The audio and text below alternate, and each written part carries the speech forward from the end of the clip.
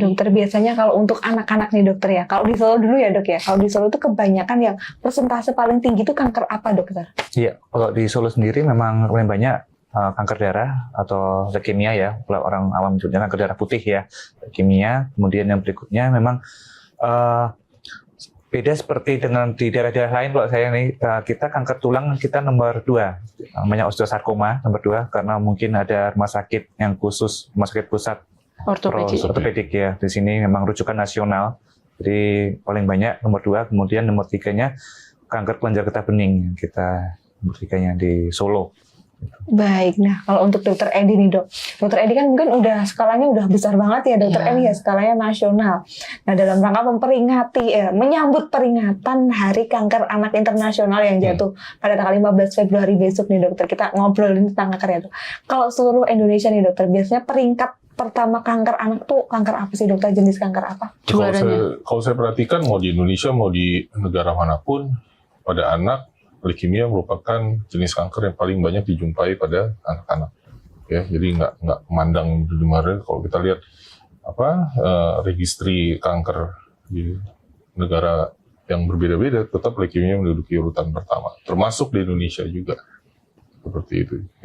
Yang kedua, ketiganya, nah itu yang untuk masing-masing daerah mungkin berbeda-beda. Kalau di Jakarta mungkin retinoblastoma yang nomor 2 paling banyak. Nasional juga nomor 2 retinoblastoma ya.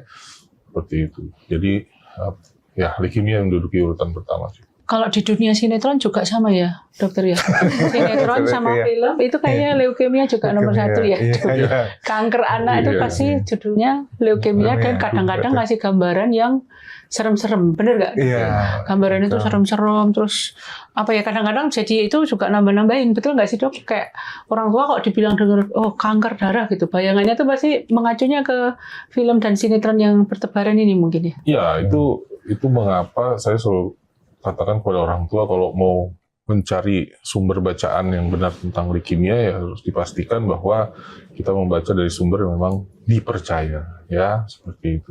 Jadi tidak mendengarkan serem-seremnya. Kadang-kadang testimoni-testimoni yang ada juga membuat orang tua deg-degan, takut anaknya terkena ini nanti di kemoterapi, kemudian dia baca nanti habis di kemoterapi begini begitu ya, padahal ternyata ya nggak seperti apa yang dibaca seperti itu. Nanti kita bisa tanyakan sama anak-anak ini bagaimana perasaan mereka pada saat di kemoterapi, dan memang penanganan kemoterapi pada anak-anak ini mungkin ya berbeda dengan penanganan kemoterapi pada dewasa ya. Itu kenapa ada si 3C ini tadi, itu salah satunya untuk mendukung psikologis juga ya, Mas Riza ya, selama mereka menjalani kemoterapi dan sebagainya. Nanti bisa tanyakan Mas Riza acara-acara apa yang dilakukan di rumah sakit untuk membuat anak ini betah. Karena pengobatan leukemia itu bukan protokol yang digunakan di Indonesia itu membutuhkan waktu 2 tahun. Ya, jadi kemoterapi pada leukemia itu tidak 1-2 hari. Kayak minum obat batuk terus 2 hari sembuh. Kita butuh waktu 2 tahun untuk sampai dia bisa menyelesaikan protokol pengobatannya. Tapi setelah 2 tahun, itu kita masih nunggu 5 tahun lagi. Sampai seperti anak-anak ini, mereka udah lebih dari 5 tahun bebas dari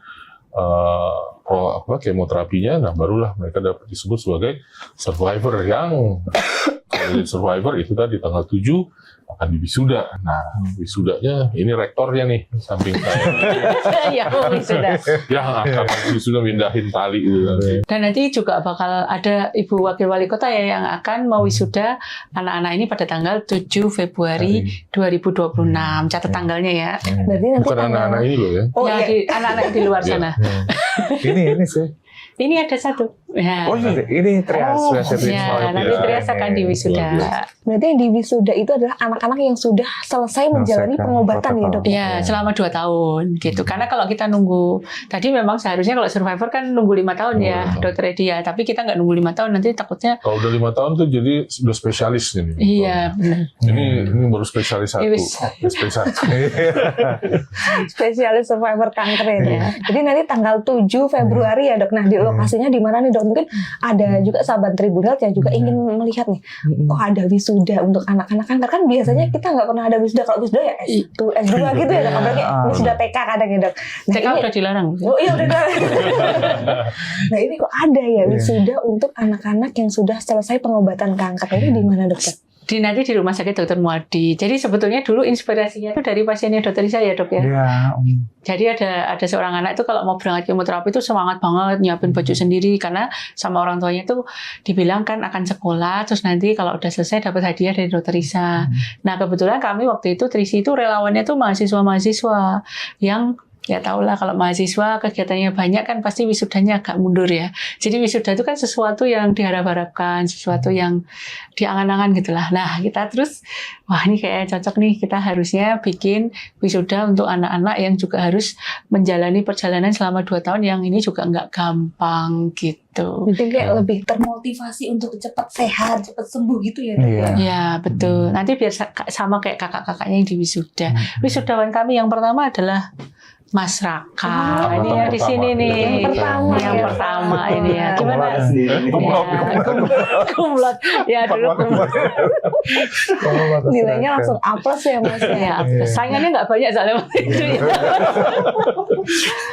Download Tribun X sekarang, menghadirkan lokal menjadi Indonesia.